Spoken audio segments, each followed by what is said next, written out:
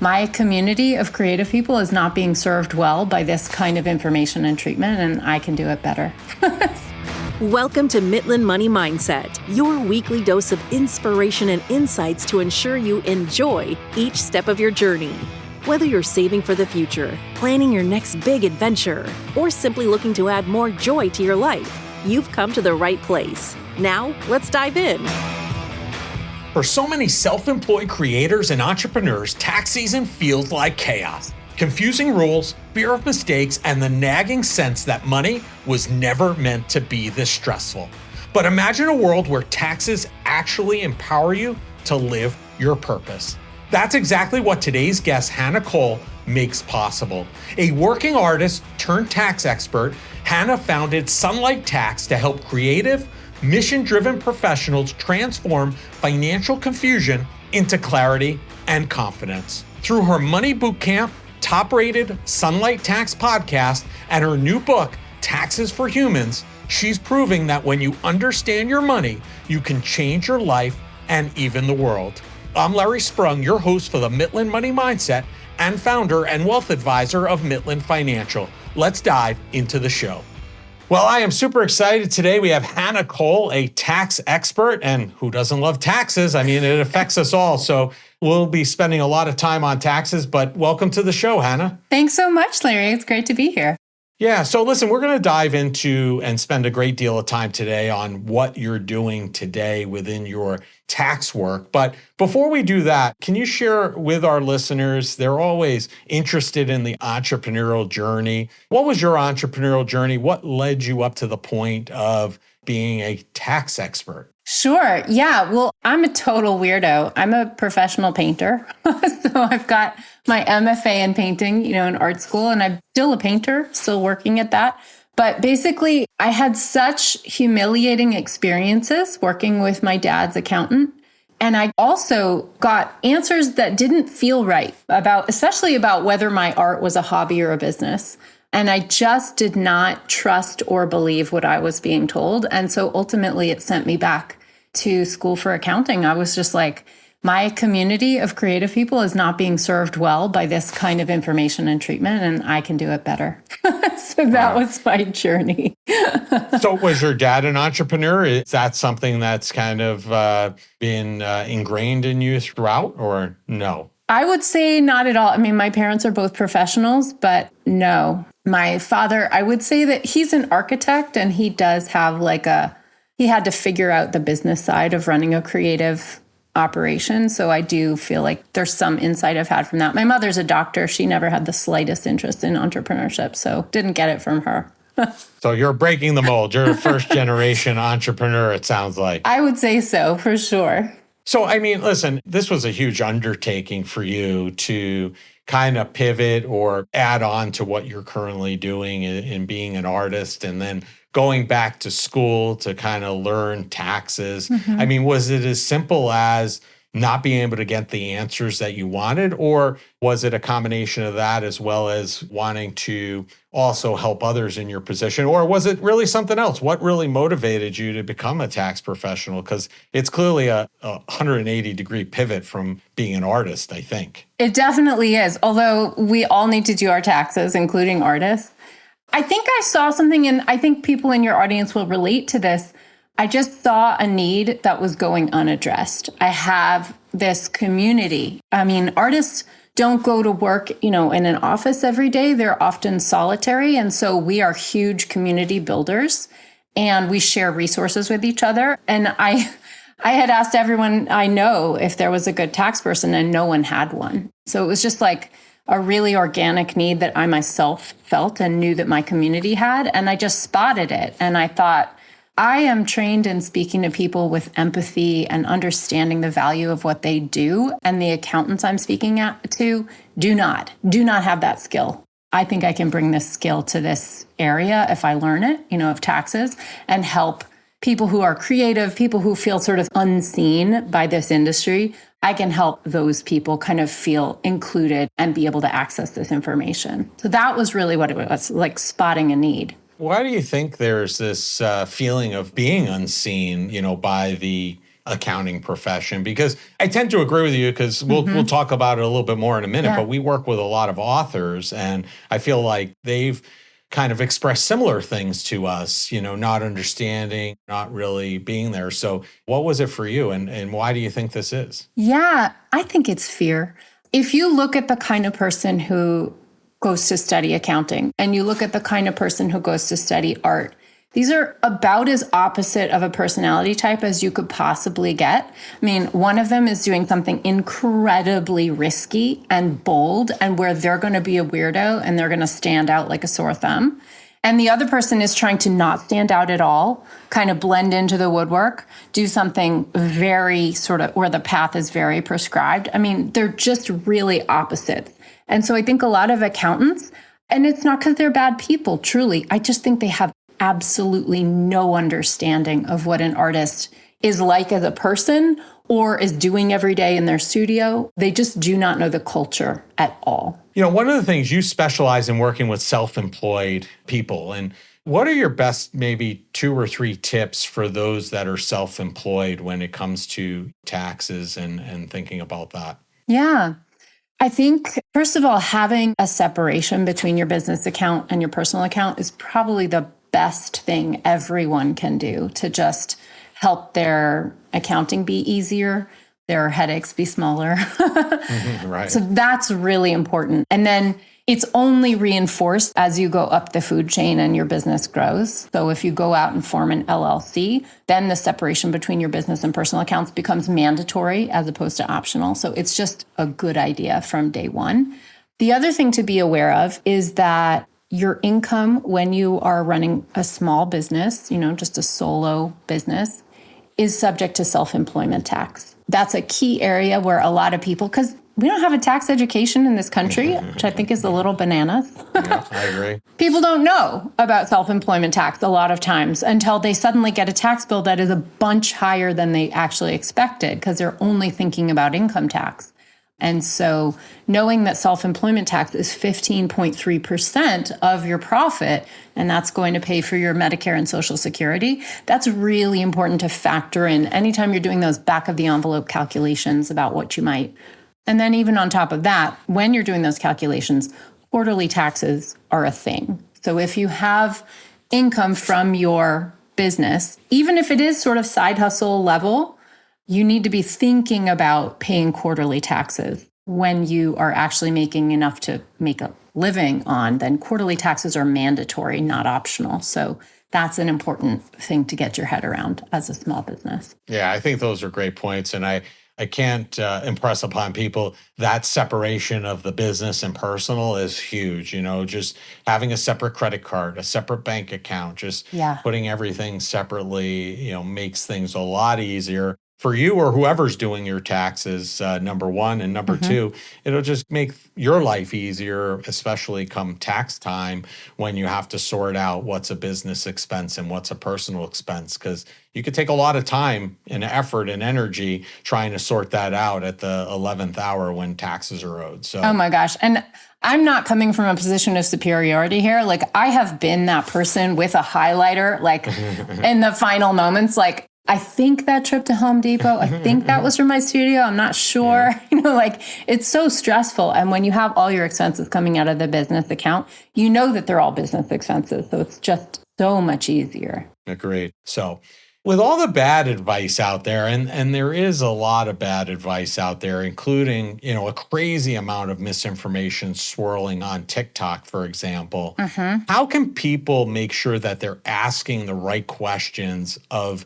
the people, the professionals they decide to entrust their financial future to, whether it's an accountant or an advisor? Obviously you started asking some questions and you didn't feel comfortable with the answers, so you started looking in another direction. So how can people follow that lead and make sure they're asking the right questions to those professionals they're entrusting? Yeah. I love this question. And I think, the number one thing that I have to say to people when you're looking for a tax professional, a financial advisor, a wealth manager, do you feel respected? Are you being listened to? Because that to me is the absolute baseline that has to be there. And if it's not, and a lot of people don't feel that sense of respect or being listened to. If you don't, I think don't go with that person. That is rule number one to me.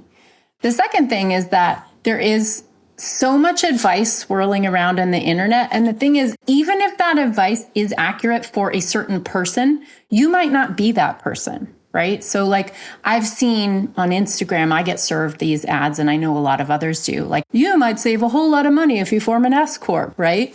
So, and then I have clients who come to me having formed an S Corp because they've seen these ads, and they're in New York State where S Corps make no sense because New York State has a law that essentially taxes back all of the benefit of an S corporation. So that person would have really benefited by talking to somebody who could apply the rules to their specific situation and say, hey, yeah, an S Corp might have saved you money if you lived in North Carolina, but in the state that you do live in, it doesn't save you any money. And in fact, is now going to increase your accounting fees substantially. Yeah, good point. Good points. Do you know finances can be joyful with your partner?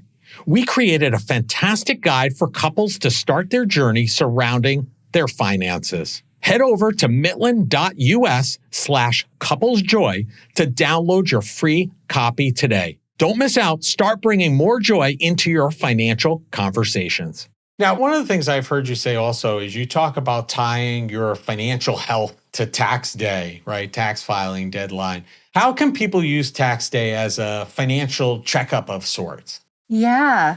So one of the things that I really, to say had fun with is a little bit funny, but I did. I had fun. In my book, Taxes for Humans, I wrote a chapter about how to review your tax return because I really see that this is a skill that can give you tools to kind of evaluate where you stand and where things are changing for you in this upcoming year.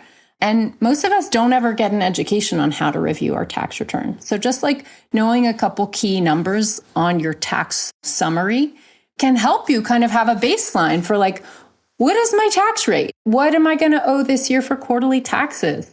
Would a tax advantaged account help me save money on taxes? And the answer to that is pretty much yes. So I think we live in a world where a lot of tax companies make their money by, a marketing message that teaches us to be fearful about taxes and to hate it and to want it to go away as quickly as possible because their interest is, hand over your money to me and we'll do it, right? Mm-hmm. But I think a little more just like patience and self-compassion about your own ability to look at some numbers, just a couple numbers, is really helpful because just taking a look at a few key numbers. I'm not saying like go read the entire Internal Revenue Code. I'm just saying like if you learn like what these 5 numbers on your tax summary are showing you, you have a lot of power to make better decisions in the upcoming year. So, what are a couple of those numbers that people should be looking at? Sure. Well, a really good one is your total tax. Mm-hmm. So looking at what your total tax from the prior year was, that's a helpful number because your quarterly taxes for the upcoming year are actually based on that or can be based on that. It's also good to know that that is not absolutely set in stone. It's only a baseline for making an estimate. I think people don't realize how much estimation is happening in taxes and that the tax returns job is reconciling last year's estimates with the total actual numbers once you know them, which you can only know after December 31st, which is why we file 2025 taxes in 2026. So that's a really good thing to know, your total tax from the year before. What are some other ones? If you have, there's a line 37 is amount you owe. If that number, line 37 on your tax, it's on the signature page of your tax return if you're looking to find this.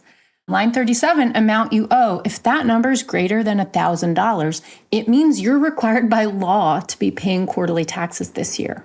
And a lot of people don't even know that. You can also see line 38, the line below that, is the penalty that you paid last year for not paying quarterly taxes, for not estimating and paying enough tax throughout the year. So if you see a penalty there, it means it's meant to be like, hello, like right. Get on top of this. You miss this. But when we are fearful of our taxes and don't look at them and just shove them in a drawer, which many people do, and I don't blame them, we don't see that and we don't know what it means. So those are things that can be helpful. Yeah, I think that's great. And I think what I'm also hearing, and we talk about this all the time with the families we serve, is, many times accountants or tax preparers or whoever are just trying to get the tax return done. And they're looking over their shoulder backwards to see what happened. Yeah. What you're talking about also is using the prior year's return to help you kind of project where things are going to be or should be for the coming year so that you could be better prepared for it. And it's not a surprise at the end of the year and a scramble, which I think is very helpful to many. So thank you for that. And Larry, can I say another thing there? Sure. So it's also good to know that one of the ways to pay your estimated quarterly taxes in the upcoming year is to base that on last year's total tax. Right. Now, if you think about what assumption is being made there, the assumption is that this year's income will be very similar to last year's income. But you, the taxpayer, you, the client, you are the one who knows better than anybody else what this year is going to look like. So you know if you're planning to leave your day job and go all in on your entrepreneurship. You know if your spouse just became unemployed. Those kind of things are things you know. So I want to give trust back to the person actually looking at their tax return, talking to a professional, because you actually have a lot of information, and that's important. The tax professional can only look at last year's numbers. Right. It's you who knows what's upcoming in your life. Great points. Great points. You mentioned a couple minutes ago your book, Taxes for Humans, right? Tell us a little bit about what you hope that readers will take away from reading your book. Thank you. I really felt like there was a need. I see a need for a tax guide that just helps people do their taxes, learn how to review their taxes, make some decisions about things like paying estimates, but that has a sense of humor and that is really warm and encouraging.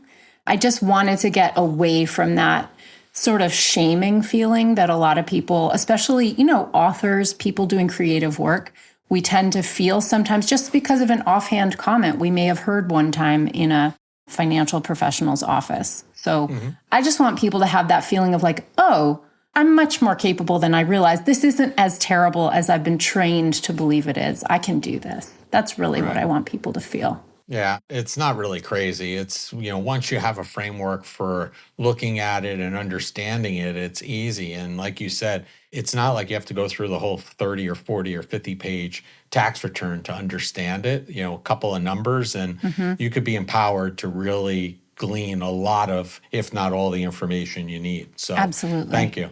Yeah. So people should take a look, Taxes for Humans, and have better understanding. So, we've talked a little bit about hobbies. We've talked about, you've mentioned side hustles a couple of times. What advice do you have for somebody who's looking to potentially transition maybe from their side hustle or passion project to a full-time business? Is there's something they should, really be thinking about or need to know? Yeah. First of all, if that's you, congratulations. It's a huge step. It can be a little scary, but it's really amazing. I think when you're doing that, it's a really good time to get yourself up to speed with how the tax side works, because when you have a small business, you're going to need to pay estimated quarterly taxes. You're going to need to do some bookkeeping because you want to be tracking those deductions in order to get all the tax advantage and tax savings you can out of running that business. So just getting a little bit more up to speed on those things, bookkeeping, quarterly taxes, keeping your tax records. Those things are going to really help you keep the taxes from becoming a stumbling block, which they don't need to. Yeah, great points. We actually created, and I would imagine it's probably relevant and you could probably apply it to artists also like yourself. We created an author guide for the authors that we serve that just gives them an overview of things that they need to think about from a financial planning standpoint, finance, taxes, just general business to make it easier for them. So I think that also is probably applicable to probably the arts in general, or even just side hustle to full-time role, right? I mean, there are just certain things. Yeah. I don't think it matters so much. Like we get a lot of questions sometimes from authors saying, hey, or thinking, well, I'm different because I'm an author. Now, they're different in the way they earn money. You're an artist, right, Hannah? Yeah. You're different in the way you earn money, but essentially a business is a business, right? Yes, very much. Even though each business has its own lingo that we tend to use. And so it feels different. Yeah, I totally agree. Actually, can I share a resource with your people? Because I have a resource for authors. I have this visual guide to tax deductions, and I have 9 different versions of it, and I have one for writers specifically. But on my website at sunlighttax.com, if you go to the deductions guide tab, the writers in your audience can get this. Awesome. And it's like a translation key. This is art school at work. Okay. Because I put down the way that artists and writers tend to speak about their deductions. They use specific language and they might be thinking of it in a certain mode. So I made a translator to show where that actually goes on their tax return as, what kind of classification it has to the IRS. So I think that this is really a helpful resource for any writers out there who are looking to make sure that their deductions are all getting captured. Awesome. Well, be sure to send that over to us, and we'll definitely include it with the show notes. Sure. And we'll include the author guide. We wrote the author guide in their lingo also, so it was very easy for them to understand and make sure that it was very much aligned with them as well for those same reasons. So I love it. Actually, if you'd be willing to send me the link to your author guide, I would love to share it with my audience as well, because I also serve a lot of authors, and I think they would love to see that. I would be happy to. And it's been a pleasure having you on, and we're all about joy here on the Mitlin Money Mindset, right? And we ask each of our guests the same final question, and I'm going to ask you now, Hannah. What did you do today that brought you joy and put you in the right mindset for success? I did what I do every morning, which really is joyful to me, which is I hug my daughters and then I go for a walk and get a coffee. So I Sounds great. Arrive at my desk having had some exercise and with a coffee. And that, the sunshine and just being in nature a little bit, I think it really puts me in a frame of mind to feel appreciative about who I get to serve and what I get to do. Sounds like a great way to kick off the day. And Hannah, we're going to have all of your information in the show notes, as I mentioned, and we'll have those resources that we mentioned as well. If people want to learn more about you, connect with you, see the book, Taxes for Humans, what's the easiest and the best place for them to do that? Sure. You can just go to my website, sunlighttax.com, and everything that I talked about today is at that website. So Sunlight Tax is my company. Sunlighttax.com is where you can find me. Fantastic. Thank you so much, Hannah. I appreciate you. Thanks for taking out the time to share with our listeners, and enjoy the rest of your day. Thanks for having me, Larry. It was a pleasure. Hannah, thank you for bringing such light and clarity to a topic so many people fear. Your passion for helping creators and entrepreneurs find confidence in their finances is inspiring. You remind us that money and even taxes can be tools for purpose, impact, and joy. It's been a true pleasure having you on the Mitlin Money Mindset. Hannah Cole and all she is up to can be found across most social media platforms. All the contact information needed to find them can be found in the show notes. Thank you for joining us on this episode of Mitlin Money Mindset. Remember, it's not just about the money, it's finding joy in the journey and embracing the right mindset. If you love the show, be sure to subscribe, rate, and leave a review. Don't forget to follow along for more tips and inspiration. Please visit the social links below to connect with Larry or his guests. Until next time, keep smiling, keep thriving, and remember to think about, what did you do today that brought you joy? The opinions voiced in the Mitlin Money Mindset Show with Lawrence Sprung are for general information only and are not intended to provide specific advice or recommendations for any individual. Past performance is no guarantee of future results. All indices are unmanaged and may not be invested into directly. Investing involves risk, including possible loss of principal. No strategy ensures success or protects against loss.